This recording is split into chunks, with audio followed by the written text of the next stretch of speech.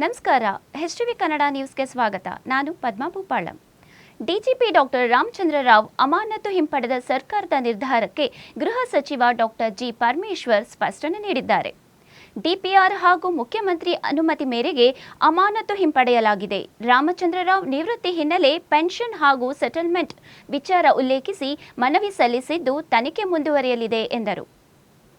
IPL final shift ವಿಚಾರಕ್ಕೂ ಪ್ರತಿಕ್ರಿಯಿಸಿದ ಸಚಿವರು ಭದ್ರತಾ ಕಾರಣದಿಂದ ಪಂದ್ಯ ಸ್ಥಳಾಂತರವಾಗಿಲ್ಲ, ಸೀಟು ಹಂಚಿಕೆ ಹಾಗೂ ಕಮರ್ಷಿಯಲ್ ಕಾರಣಗಳಿಂದ ನಿರ್ಧಾರ ಆಗಿರಬಹುದು ಎಂದು ಹೇಳಿದರು. ಶಾಸಕರ ಟಿಕೆಟ್ ದುರ್ಬಳಕೆಯಿಂದ ಪಂದ್ಯ ಕೈತಪ್ಪಿದೆಯಾ ಎಂಬ ಪ್ರಶ್ನೆಗೆ ಅದಕ್ಕೂ ಇದಕ್ಕೂ ಸಂಬಂಧ ಇಲ್ಲ ಎಂದು ಸ್ಪಷ್ಟಪಡಿಸಿದರು.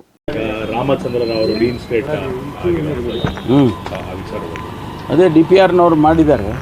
ಆಬ್ವಿಯಸ್ಲಿ ಮುಖ್ಯಮಂತ್ರಿಗಳ ಅನುಮತಿಯನ್ನು ಪಡ್ಕೊಂಡು ಮಾಡಿದ್ದಾರೆ. ಅವರು ರಿಟೈರ್ಡ್ ಆಗ್ತಾ ಇದ್ದಾರೆ 30ನೇ ತಾರೀಕು ಈ ತಿಂಗಳ ಕೊನೆಗೆ ಅಂತ ಹೇಳಿ ಮಾಡಿದ್ದಾರೆ. ಸರ್, ಅವ್ರ ಮೇಲೆ ಅಲಿಗೇಷನ್ಸ್ ಇದೆ, ತನಿಖೆ ಆಗ್ತಾ ಇದೆ. ಈ ಸಂದರ್ಭದಲ್ಲಿ ಅಮಾನತು ವಾಪಸ್ ತಗೊಳ್ಳೋದು ಸರಿ ತಪ್ಪು ನನಗೆ ಹೇಳಕ್ಕೆ ಬರೋದಿಲ್ಲ. ಅದು ಡಿಪಿಆರ್ನವರು ಮುಖ್ಯಮಂತ್ರಿಗಳಿಗೆ ಬರುತ್ತೆ. ಅವರು ತೀರ್ಮಾನ ತೊಗೊಂಡಿದ್ದಾರೆ. ಅವರ ರೆಪ್ರೆಸೆಂಟೇಷನ್ ಕೊಟ್ಟಿರೋದು ಗೊತ್ತಿತ್ತು ನನಗೆ.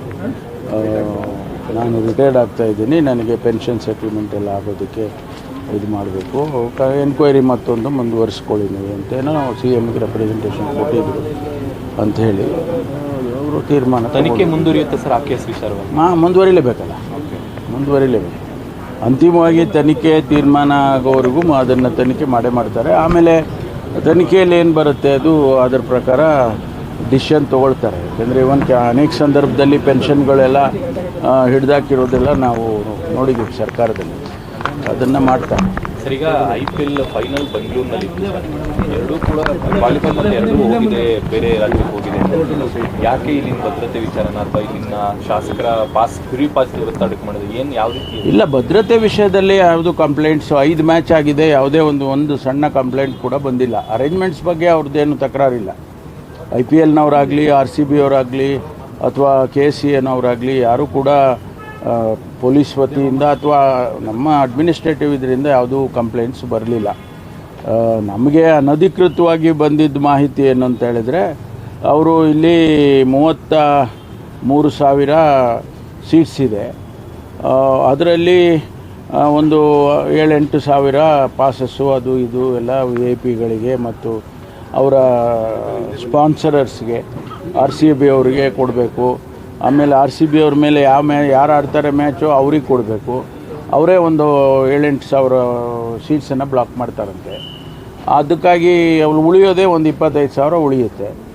ಅದು ಕಮರ್ಷಿಯಲಿ ಅವರಿಗೆ ವರ್ಕೌಟ್ ಆಗೋದಿಲ್ಲ. ಅದಕ್ಕೆ ನಾವು ಅಹಮದಾಬಾದಲ್ಲಿ 1 ಲಕ್ಷ ಸೀಟ್ ಅರೇಂಜ್ಮೆಂಟ್ ಇರುತ್ತೆ ಅಂಥೇಳಿ ಶುರುವಿನಿಂದನೂ ಅದೊಂದು ಚರ್ಚೆ ನಡೀತಾ ಇತ್ತು.